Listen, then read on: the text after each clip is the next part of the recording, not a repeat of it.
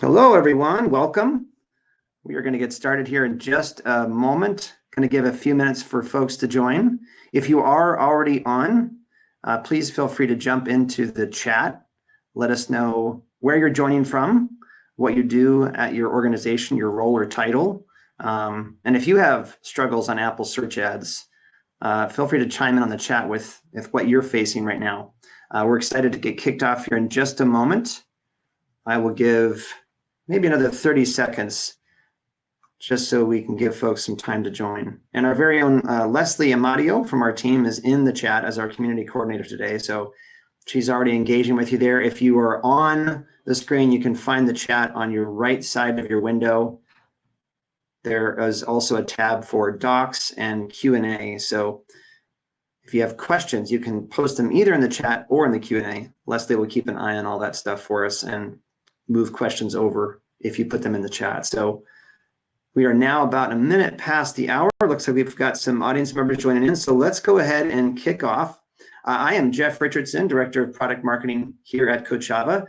If you are new to Kochava or unfamiliar with Kochava, we're one of the very first mobile measurement partners, MMPs, founded way back in 2011. So for well over a decade, helping marketers measure and optimize their mobile app strategy. Obviously, the world of connected devices has exploded, so we don't just do mobile anymore. We do connected TV, gaming consoles, VR, you name it, across all omni-channel devices.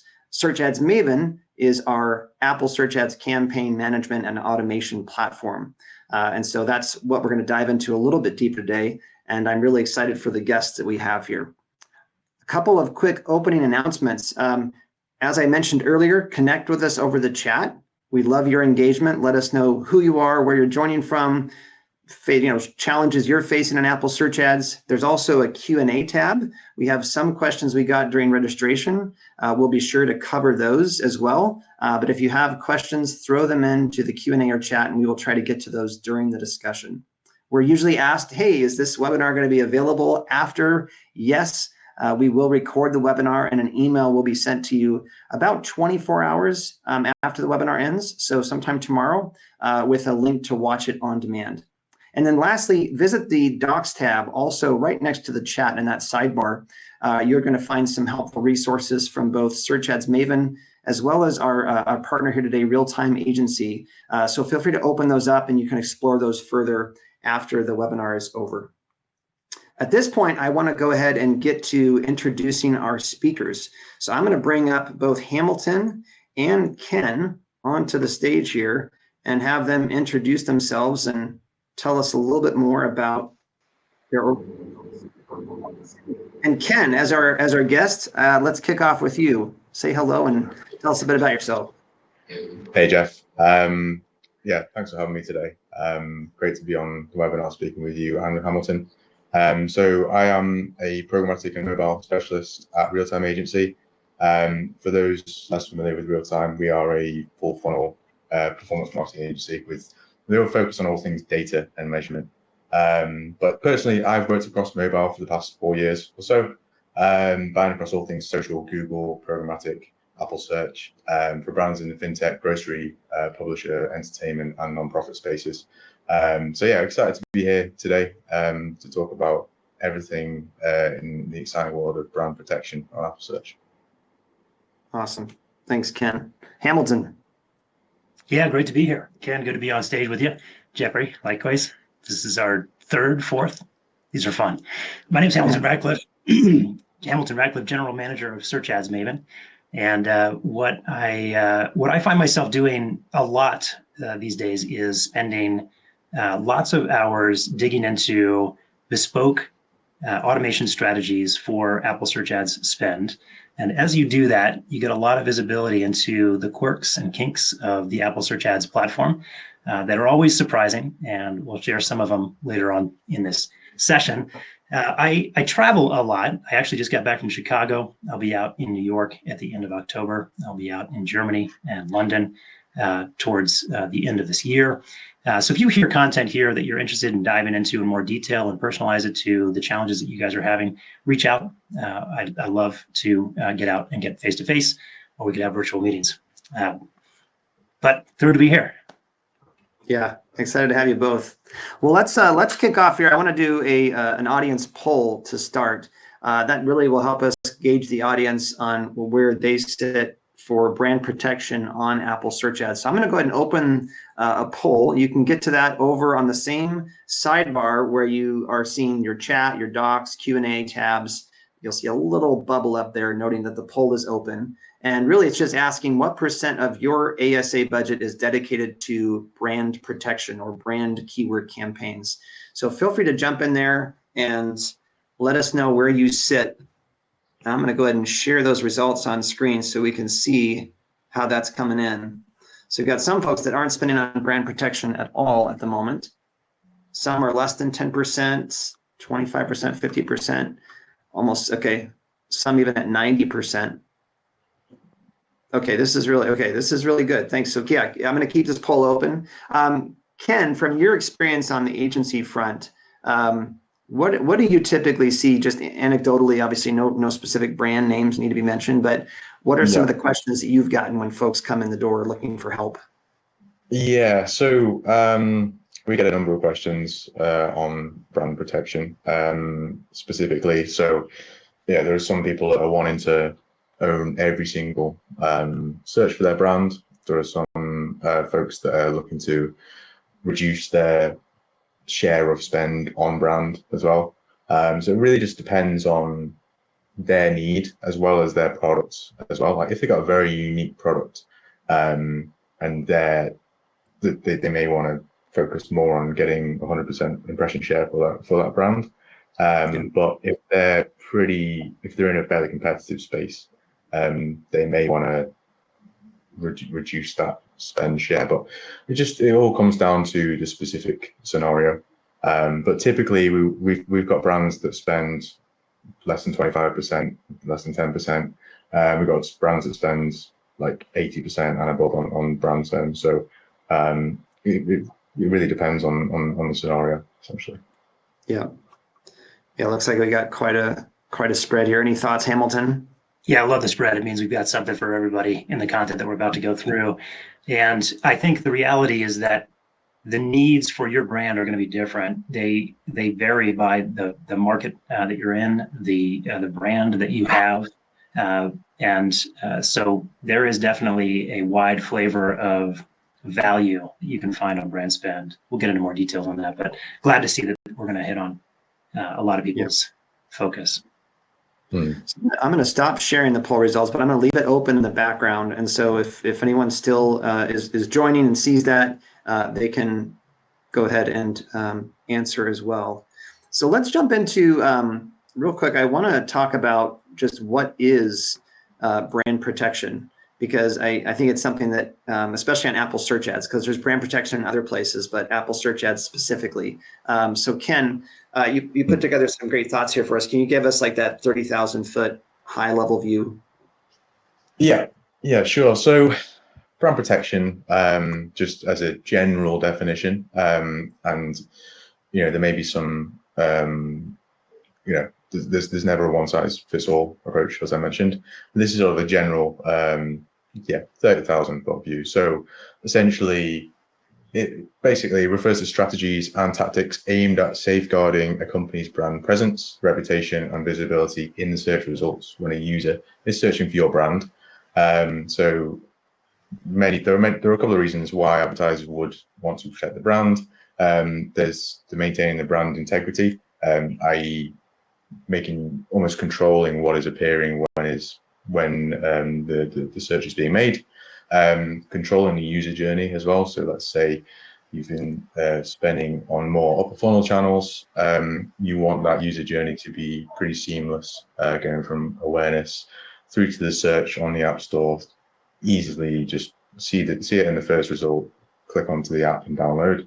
And then at the same time, also inflating auctions for your competitors. So, if you're not, as a brand where you always will have the benefit of being the most relevant app for your brand term, it always, generally most of the time would make sense for you to be live in some respect, just to try and inflate those auctions against your competitors, because even if you're live with a really small bid, as I'm sure we'll go into later on, your competitors will be paying more to get onto your terms. And you can see the ad there right at the bottom. Some of these Apple search ads are pretty obtrusive, can take up quite a big part of the screen within the search results. And yeah, typically what we get asked when it comes to brand protection is, do I really need to spend on brand if users are already searching for it? If users are already searching for it anyway? How do I guarantee 100% impression share? And then how do I prove incrementality of the Apple search brand campaigns? Which hopefully will answer those questions today. Yeah. One of the ways I like to think about it when you're talking with someone that's asking whether or not they should be spending, that are not spending on brand and asking if they should, it's a lot easier in my mind to think about it as a competitive term. So when you're thinking about a competitor's term, you're going to advertise on it because you know that if you don't, the odds that you are going to be organically found is pretty low. And so there's value there advertising on a competitive term. And so that means that for the brand, that competitor that you're advertising on, you're taking potentially that user away from them. And so when I think about brand protection and whether or not it should be something that's in your mix, you have the opportunity there to protect against that loss. And if you can't protect against that loss, you could at least make it so that the transaction, that loss, is less equitable to the person taking. So we'll talk about that more, but and to that point, sorry, Hamilton, just, obviously, if we are bidding on our terms, that is taking competitors' budget away from their respective competitor campaigns. So potentially allowing us, to win with cheaper bids in our competitor non-brand campaigns. 100%. Yeah. So maybe the counter to the question of how incremental is my brand, and bidding on my own brand versus how much more incremental will it be for a competitor if I'm completely, absent, if you will. I think thinking about bid dynamics on Apple search ads, I know some of it's, behind the scenes and not totally understood. But can we hit on just bid dynamics on ASA specifically too, especially around brand terms in the relevance area? I think that's probably something, and competition area, but each of you feel free to jump in and share what you know about any of these kind of 6 primary factors that impact bid dynamics. Contextually, the important aspect here is that with the auction, you don't get charged with impressions. Apple only gets paid if you tap. And in addition to that, Apple wants to make sure that for those who tap, they're actually resulting in installs so that the advertiser paying for that tap is getting value. And that's at the basis of how the bid dynamics work. I don't know if you guys know, but Apple is not a nonprofit. They're doing this for a profit. And as a part of that, they're trying to optimize the amount of times that an impression, which is their inventory, gets paid with a tap. So that's important. So the bid amount is what everybody sees. It's not quite as equal as it might seem. If I have a bid on a term and Ken has a bid on a term and I'm at $5 and a penny and he's at $5, it does not mean that I win because there's a lot of other stuff going on. Specifically, it's around that concept, that relevance of that search term to generate my ad and the odds that someone's actually going to tap on that ad, and therefore Apple gets paid. And so everybody has a different price point depending on how their app relates to the keyword that's served. It's one of the reasons why brand terms are so much more affordable oftentimes for you, in 3-5 times cheaper. So that's kind of something that's going on in the undercarriage of the transaction. Yeah. And just to add to that point as well, it's really important to remember that, as I mentioned a bit earlier, but your brand is for the majority of times when someone is searching for your brand search term, your brand is always going to be far more relevant than any other brands. So your bids don't need to be astronomical. We get times where clients are putting their bids at $999 for their own brand terms, which is fine. They can do that if they want to. But all it means is that for the majority of users where your ad is most relevant, you're still spending the same amount. Maybe you're more likely to be impacted by competitors. But the only incremental volume you're getting is on maybe the user's less likely to convert and download on your brand anyway. So it's not always worth setting your bid that high. Yeah. Well, that goes into some brand protection traps to avoid. And I think we kind of identified 4 key ones to unpack today, but there's some anecdotal use cases that you gave us some interesting charts for, Ken. So Yeah. Can you walk us through what we're seeing here specifically? Yeah, sure. So I've got 2 interesting examples, just to highlight the impact of changing your bids on your brand. So there's one brand that we worked with, and we were spending the majority of our budget on brand for Apple Search, and really we wanted to sort of try and grow outside of brand and sort of switch that, so they're spending majority on non-brand. So we tried a couple of bid changes. So you see during this graph, we've got the cost per tap in red, which you can see massively drops after day 17 or so. And we've got the brand impression share at the top in that blue line, and then on the black line we've got the brand share of spend, essentially. So we've gone from, but by reducing bids over time, so it took about a week or so. The first day, I think we reduced bids by about 50%, and then after that, daily decrements of about 5% until we got to a point where we were happy with the cost per taps, and we weren't really seeing any reduction in cost per tap after that.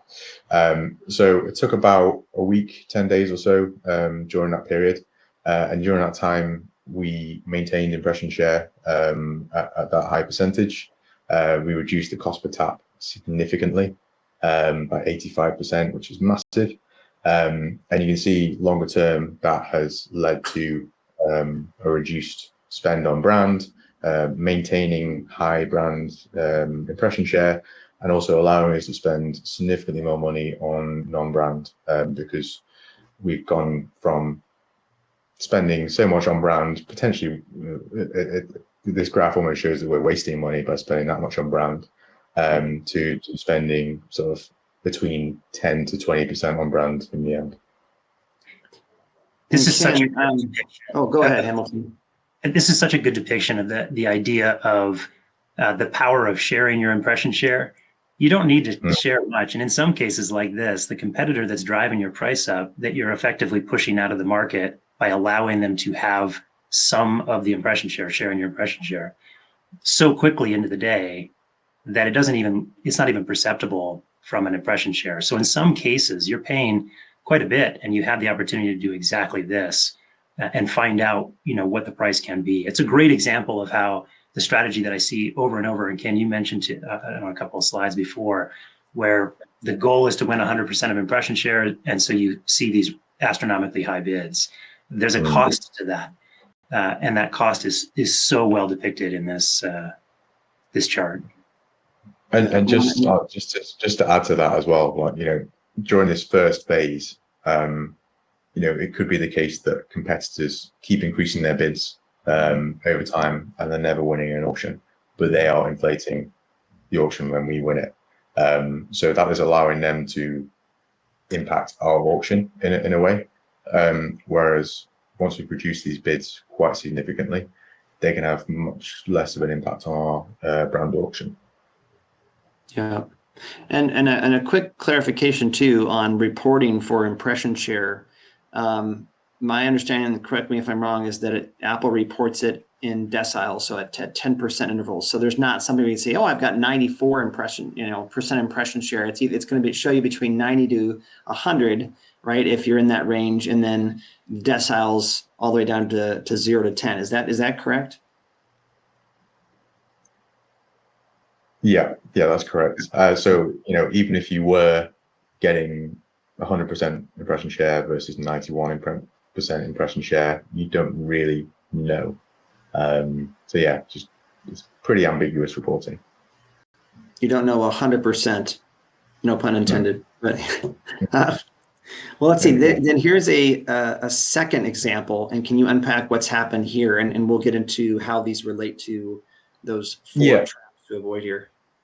Yeah, so it's a similar sort of example, but this was more reactionary. So we saw a big spike in cost per taps on our brand terms. As you can see, between day 11 and day 17, big spike.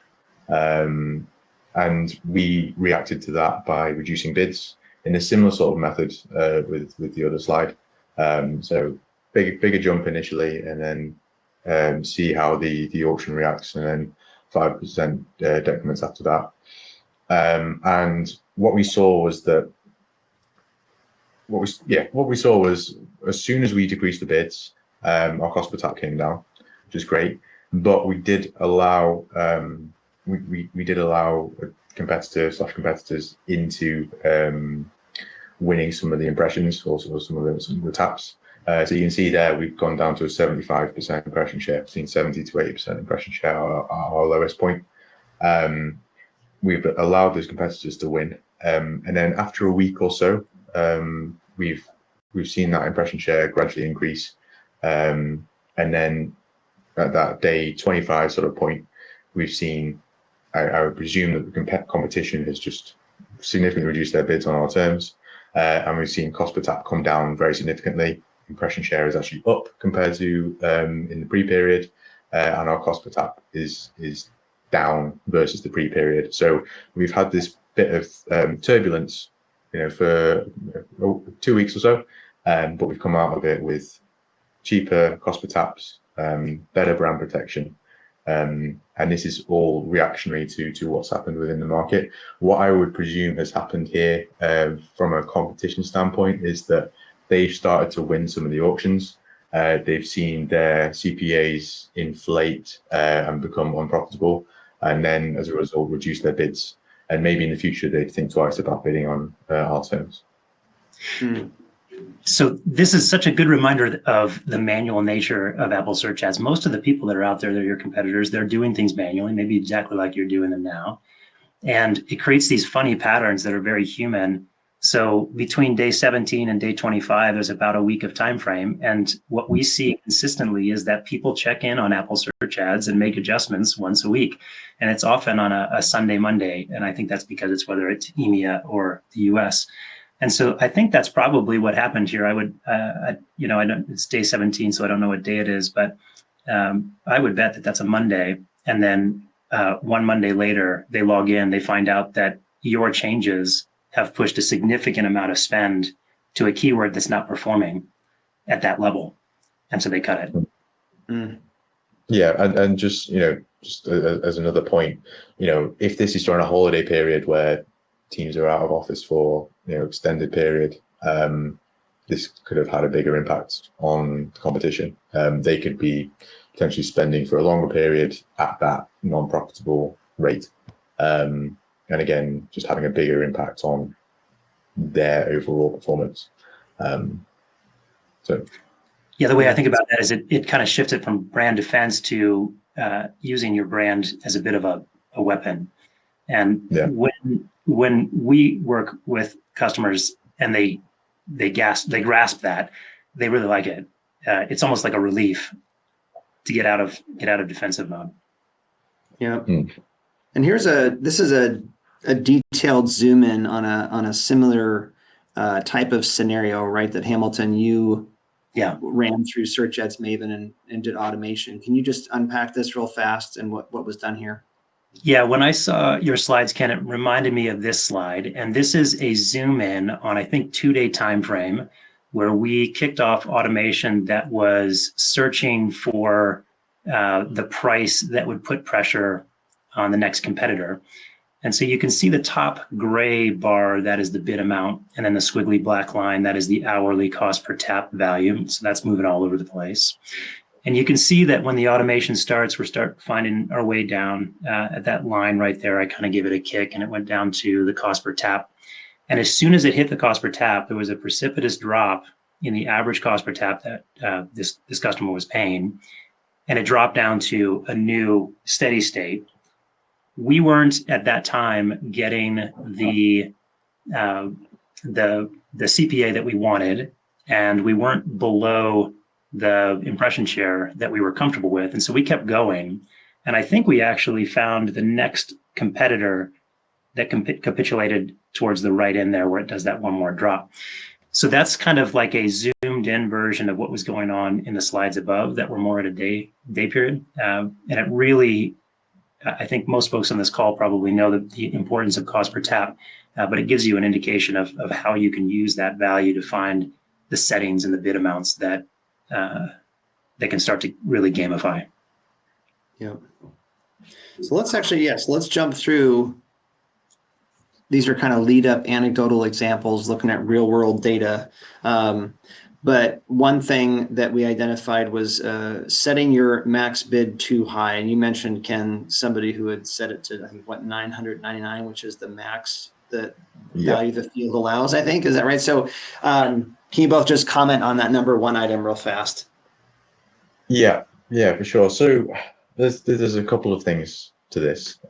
So on your brand terms, you can maintain high impression share, 90 to 100%, without an astronomically high bid. So play around with it, bring it down, see what you can do, see what you can get to. And another point as well is within search bidding, we are bidding on whenever someone searches for specific keywords, right? So with that, there is always going to be inconsistency.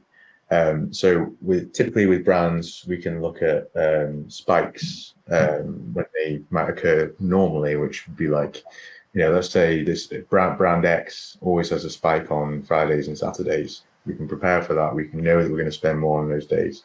Brand Y has spikes at 6 p.m. Every weekday.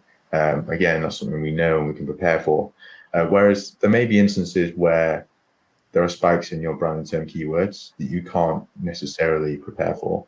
I've had a time where one of my brands, or one of my clients, their competitors'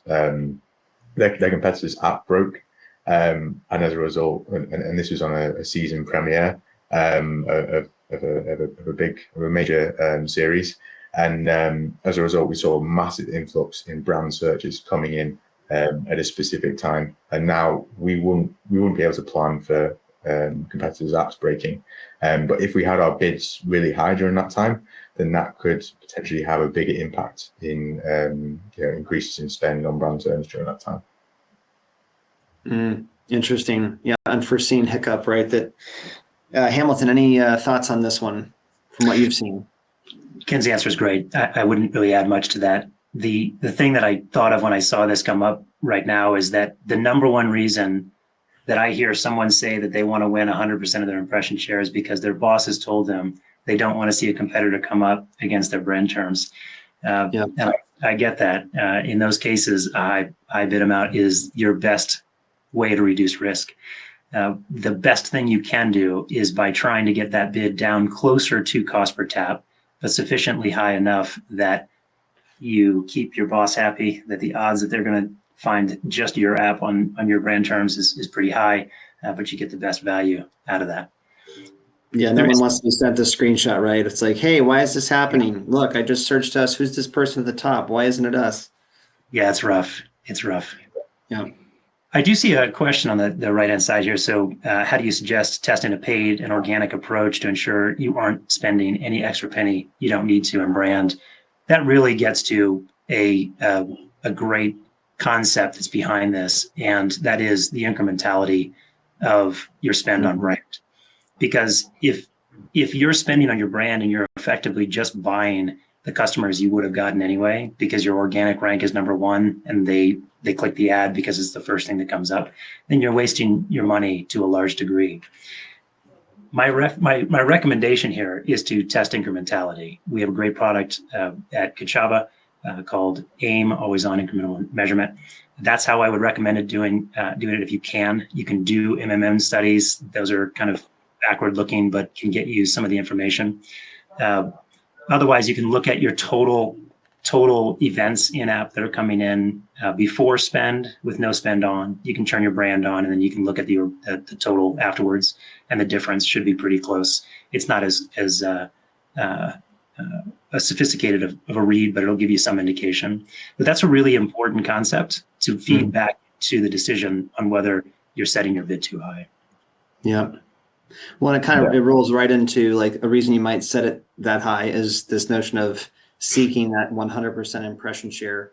And I guess the question is like, you mentioned the one example of maybe it's the CMO or the boss that wants that, but is there a reason why that's not necessary? And even those that have receded some of that impression share and still seen their results or their growth, maintain or even grow despite not having that.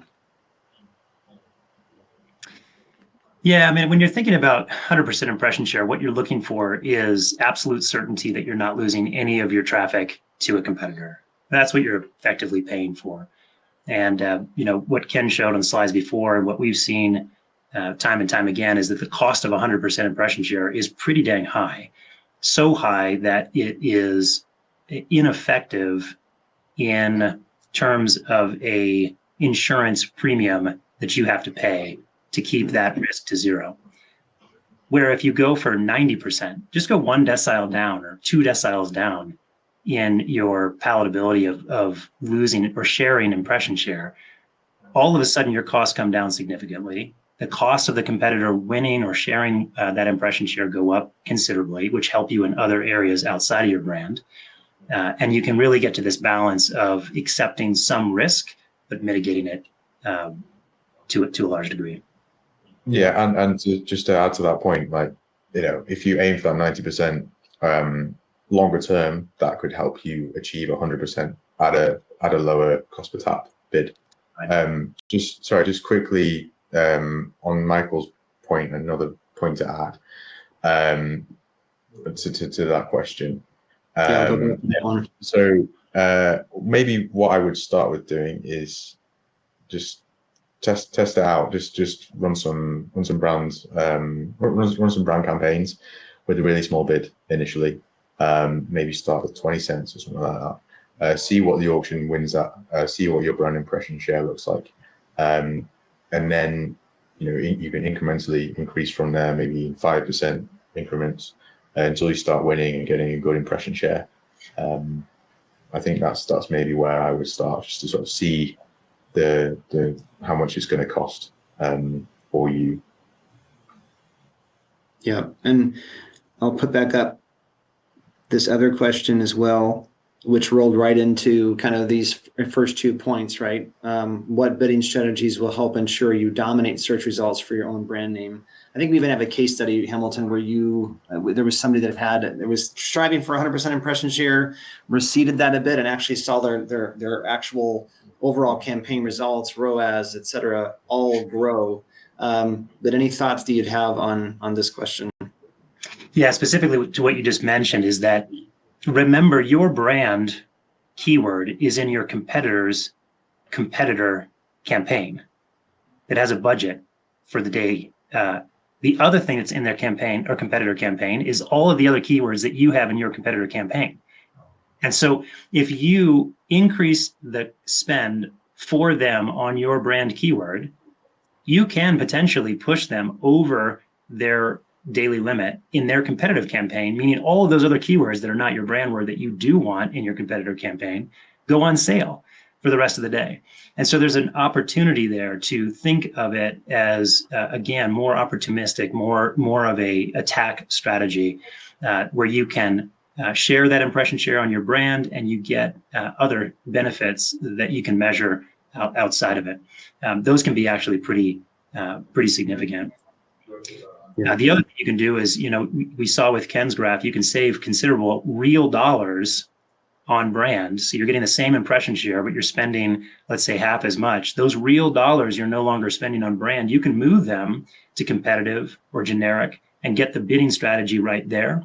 And then you're bringing in a significant lift of installs or in-app activity or ROAS for those non-brand keywords that are much more likely to be incremental. So there's a lot of opportunity there for shifting things around in the way you think about impression share. Yeah, that's really good. Let me jump to point 3 here, which we have some specific anecdotal experience around, I think, from both of you. But and there's actually a blog about this linked in the docs tab about exact match isn't exactly exact and some pitfalls to avoid. But can you talk about maybe Hamilton first, just the danger of being too specific and granular with your exact match approach? Yeah, absolutely. This is my favorite story of the whole webinar. The exact match had a change from Apple and actually was intended to make it so that it was easier for those folks that are out there trying to create every variation of their keyword. I'm going to take a circuitous path to describing exactly the impact of that. If you can click to the next slide, we had this is a customer. This is not the customer's name, but it is a real example of how it worked for them. Let's say we have an app called Muda, measures your mood and health, and they were happily advertising on an exact match Moody. It was killing it. And what they felt like was that they had found a non-brand keyword. They did not want to spend on their brand at all. In fact, they were adamant to not do that. And with the exact match for MOODY, they were actually getting impressions for or search terms for Muda, MOODA, their brand. And so this change that was put into place by Apple intentionally to make it easier for you to advertise against these variations of keywords, where it makes exact, not exactly exact, and it widens things out, but it makes it so some weird things, surprising things happen where this company, Muda, is now spending on their brand and did not intend to at all. And it also is making them feel like a particular one of the generic keywords that they've got is killing it when it really is effectively the same as all of the other keywords. So what that means to you is a couple of things. One, watch out for this scenario if you happen to be in a similar scenario where you've got one keyword that's generic, it's a couple of letters off of what your brand term is. You might be advertising on search terms you didn't expect. But the other thing that you can think of is when you're creating these brand campaigns and you're thinking of the keywords to put in them, you can be a little bit more simplistic in the keywords that you add. There are a lot of customers that we have that is something logics, Logix, and they have Logics. They have all sorts of variations in the spelling. They have spaces or no spaces. All of that can roll up into the actual brand that you have with the Loigx, and Apple's algorithm is now smart enough to connect that exact match to what's legitimately variations of your same brand. So thin down those number of keywords that you're out there on exact match in your brand. It'll help you better measure which keywords are most effective. Yep. And anything, Ken, from your experience with that you would add? Yeah, I mean, I've seen this before as well. So it's I think it's a fairly common thing. So if you have, just be careful about what your keywords could potentially be changed to with the misspellings. Yeah, it's blew my mind. Mm-hmm. Yeah, and if you have questions about it, check out that blog to dive in further on that topic, and then reach out if you're like, oh, I think this might actually be impacting me and want to talk further about it. And Jeff, that's in the docs section over with the chat poll, docs, and QA, right? Yeah. And the docs, yeah. And as we approach this final trap here, I did open a new poll a little while back, and I see a lot of folks have responded. So we'll take a look at those results soon. But if you haven't yet, jump over to that poll tab. There's a question about some of the biggest challenges you might be facing for your brand protection strategy. So the final trap here is this notion of completely abandoning brand protection. So not really being in the fight at all. And so can you, Hamilton and Ken, speak very briefly, and then we'll jump into some best practices and get to some questions here about why that is a potential mistake or trap to avoid. Ken, do you see this? We see it like maybe 1 in 5. I think we see brands that are looking to potentially looking to potentially turn off brand because it's too expensive, but we then react to that by trying to reduce the brand share. So we've not actually got any brands right now that are not bidding on their brand terms. But my take on it is that, if you're not bidding on your brand terms at all, then there's, you saw what the ad looks like earlier, right? They're pretty obtrusive. There's a lot of competitors in the auction that are getting really cheap ad spots for people searching for your terms, and there's a lot of chance for them to intercept customers. So if you're spending, X amount on more of a funnel activity, you're potentially losing customers as they go through the app store, because they are seeing other brands first before your organic result. So that is one part of it. Another part of it as well is the cost piece, which is sort of within that as well. But just by being active on your brand terms, even if you're not getting a decent amount of impression share, just being within the auction is massively inflating the winning bid for your competitors, and that means that they can't spend as much money on their non-brand terms or their brand terms as well. So it helps you with your other activity. So there's a couple of different ways to look at it, but I think there should always be value to being within the auction, even if you're not winning a significant amount of times. Yeah, we typically see people on one of either end. I want to win everything, or I don't even want to play. And we recommend, my suggestion is that you try to have a bid and lose often. And that's actually exactly what we did with Muda. So they properly put in the negative keyword of their brand into the campaign that had that keyword Moody. That fixed the problem for the exact match expanding out to their brand term. And that was what they wanted to be done with. And what we encouraged them to do was to put in a single keyword campaign with Muda as the keyword, and be really aggressive about ensuring that you're not getting impressions from that bid. And what it's got it down to is about $1 a day. It's hard to read this graph in the numbers, but that orange line is the daily spend, and it fluctuates up, I think, as high as $2.50 and as low as 50 cents. And it just oscillates day by day, depending on the competition. And the installs that they're getting, I think it's like 16 cents an install. So they're getting this incredible CPA ratio and spending very little. And we know that this is causing a bad day for an advertiser that is sitting on their brand term, probably getting really low prices prior to these bids, and now affecting their competitive campaign that Muda is profiting from. Yeah. And there's a question I wanted to pop up here real fast from Preeti here. Are there tools available within Apple Search Ads or otherwise that help track competitor bidding on your brand? So being able to understand, hey, is somebody bidding on my keywords that are my brand keywords?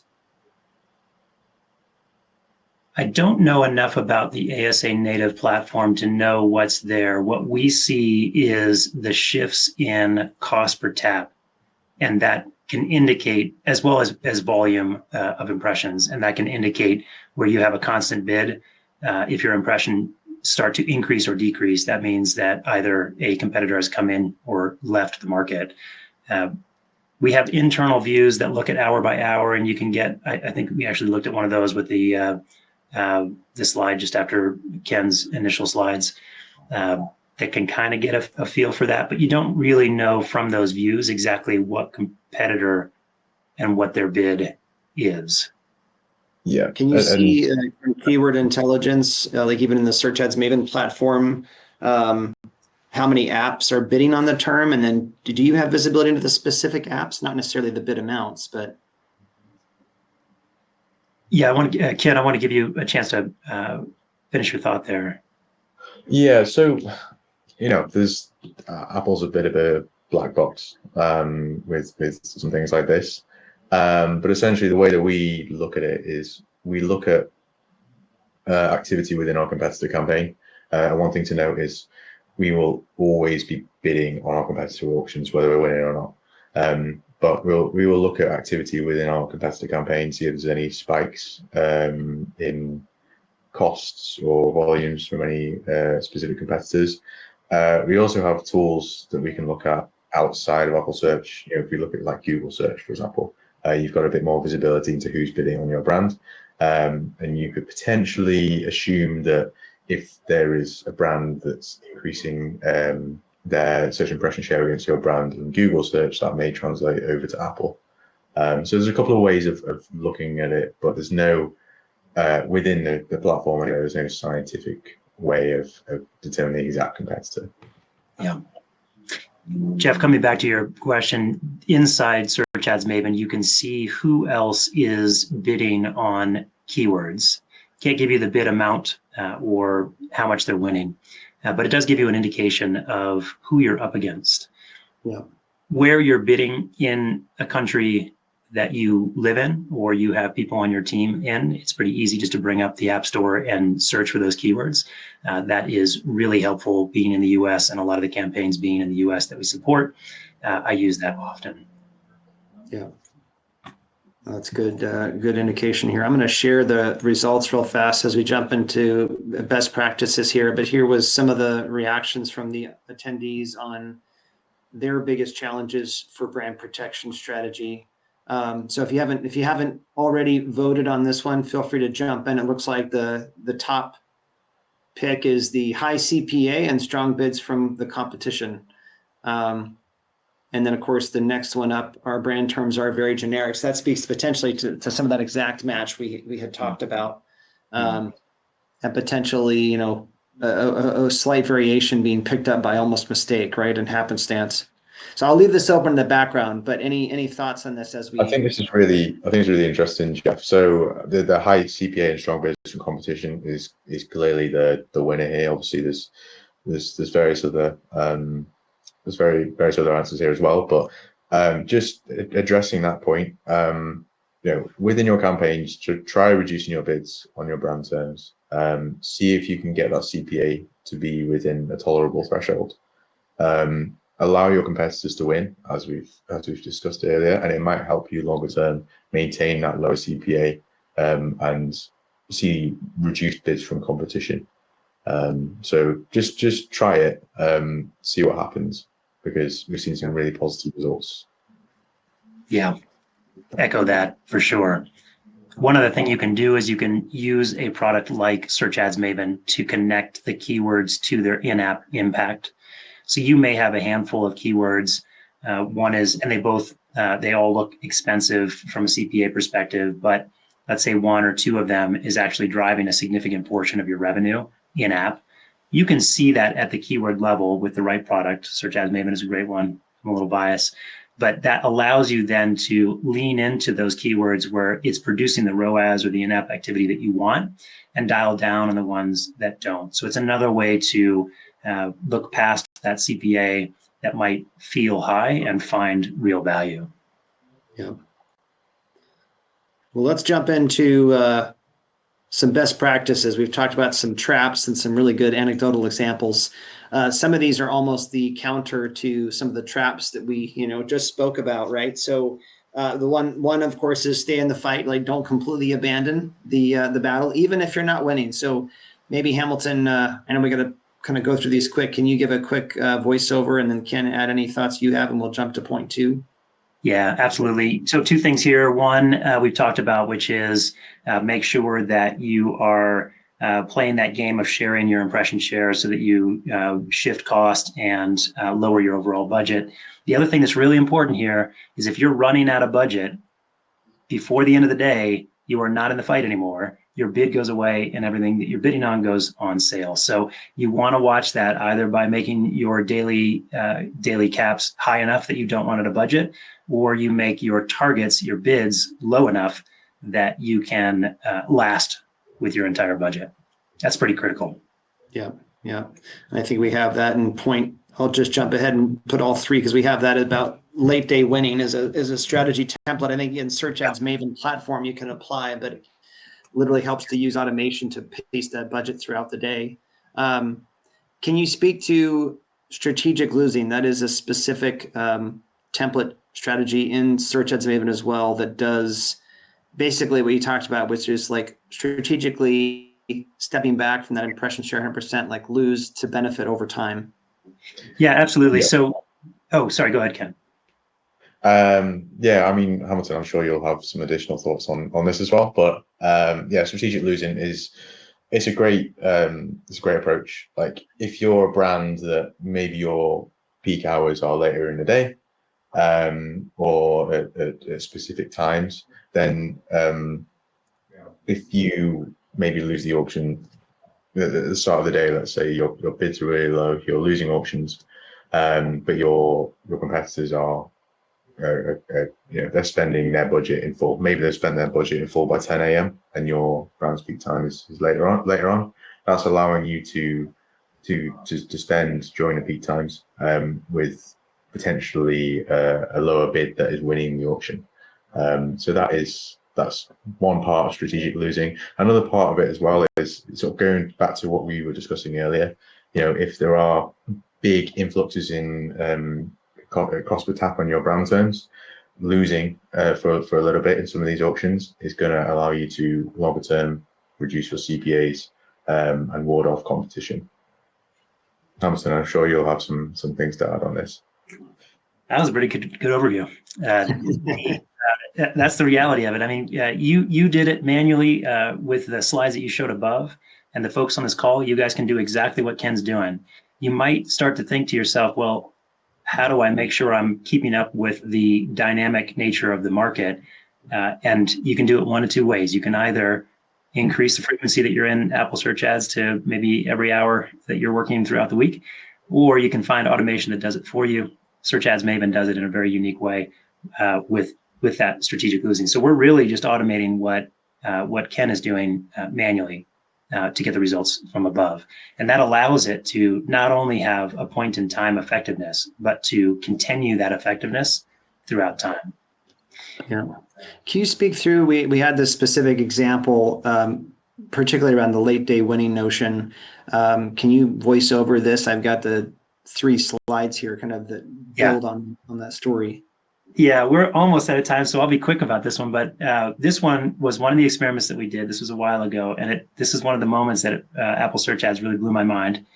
We have a case here where someone had done an incremental study on their brand spend. It wasn't incremental enough. They dropped their budget from $1,000 a day to $100 a day, and it resulted in running out of money.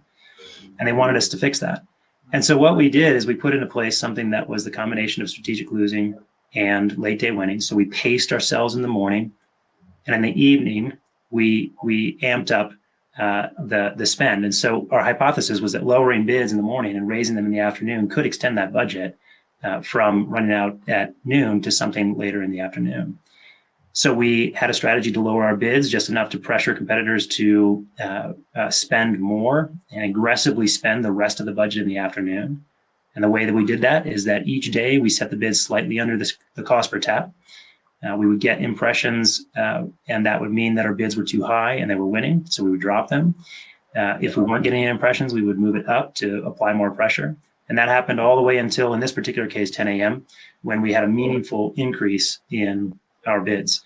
And the result of that, you can see the kind of shadow line that happens underneath it. You can see the spread of the spend across all the way to 10 p.m. So it gave this customer the ability to stretch that budget.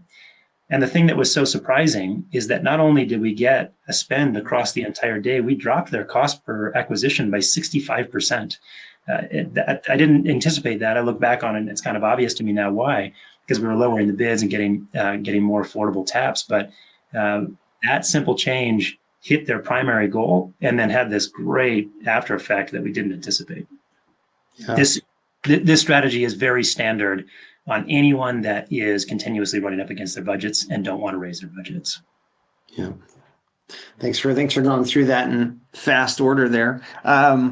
Let's dive into some questions. We have a handful of minutes left, and I want to try and peel out against some of these. There is one question that came in live, and then I want to try and get to a couple of questions from registration as well. But we had this question come in earlier. How do you measure brand incrementality? And let's obviously confine that to Apple search ads for this scenario, not overall. Can one of you speak to that? Ken, I'm super interested in your answer. Yeah, so obviously there are tools that you can use to measure the impact of brand or how much you should be spending on brand. There's MMM tools, etc. How I like to think about it is, if you turned brand off completely, what is going to be happening? Your competitors are going to be winning on your terms. The auctions that they're winning on are going to be lower. And essentially, it's more incremental for your competitors if you were to turn off your brand. If you were to spend a handful a day, like in Hamilton's example earlier, if you were to spend $10 to $100 a day, which might not be a significant amount for your brand, just to make sure that you're within the auction, you're making that not incremental for your competitors. So that's how I like to think about it. So in terms of measuring brand incrementality, it's not as straightforward as measuring incrementality on a more upper funnel or non-brand channel. It's more looking at how big the market is and what your competitors are gaining from not being in the auction. Yeah. Jeff, I'll say two things on that question real quick. I know you said stay within Search Ads Maven, but AIM is my second favorite product on the planet. If you guys are interested in incremental measurement, definitely reach out to us. We can get you in touch with someone that can talk to you about the real details about how that product works. I think it's super awesome. And the other thing that I would say is that it really does matter. Your brand, it is different. I'll give you a great example. We have a customer that has a game based off of an 80s and 90s Saturday morning cartoon. It's one of my favorites, actually. That name has been licensed to multiple games, and it's not just their company. And so they're actually competing with other games with that same brand. In their case, brand is all that matters. I would recommend they spend almost all their money to make sure that when someone's searching for that cartoon, that they get their game. That's important. Whereas if it's, let's say Nike, you search for Nike, you're going to install Nike. You're going to step over all of the other brands because it's that powerful. So in that case, you have a lot more liberty to step away from it. And so measuring that incrementality for your brand, it does matter. MMM, I think, is the best way to go. Outside of that, you can do attribution, watching organic versus attributed, and the shifts as you change your spend. Yeah, that's great. And then I'm going to put up, we're not going to have time to get to all three, but we will follow up with these individuals from registration that asked these questions. I think, the one we could probably get to here would be, the shortest one is, what are Apple's advertising policies for brand protection? And there's the two above, but maybe Hamilton, why don't you bite off one of these, and Ken, you bite off one of your choosing, and we can have this round us out. Yeah, let me hit that number 3 because it's really easy. The policies that, as I understand them, for advertising on brand terms, respect other people's trademarks. So in your advertising details, you need to respect other people's trademarks. You can advertise on their brand terms, but you can't advertise their brands. You need to make sure that you're accurate in your claims in the advertisement set for your product. And then you also need to make sure that there's no inappropriate content, and they have a lot of detail about what constitutes inappropriate. Outside of that, you can really go after any keyword, any search term that you want. Yep. Ken, any thoughts you'd add here, or another one you want to try and answer in 30 seconds? Because I've got 30 seconds, I'll go on to the second point. So does the multiplier you get on your own branded keywords still have much value? It seems much lower than on, say, a Google Ads branded keyword. Yes, it has a lot of value. Your brand and your ASO is very, very relevant within the ad auction, maybe even more so than in Google Ads. So just as I've mentioned throughout this time, just know that you are going to win the auction anyway. That cost per tap that you set is sort of more of a it's in your park to set. So you can set it all as low or as high as possible. You're still going to be very, very relevant within that auction. Yeah. Well, wow, that was a lot. We got through it. We didn't get to every question, but we will follow up with questions we didn't get to answer live. Ken, thank you for joining us from Realtime Agency. Website link and LinkedIn page is in the Docs tab if you want to connect with Realtime and Ken. And then same thing for Hamilton from Search Ads Maven. Check out the Docs tab content before you jump off. And thank you to you both. I appreciate the time and the insights. Loved it. Thanks for having me. Good to chat. All right. Good to chat. Yep. Have a great day, everybody. Bye. Bye-bye. Bye.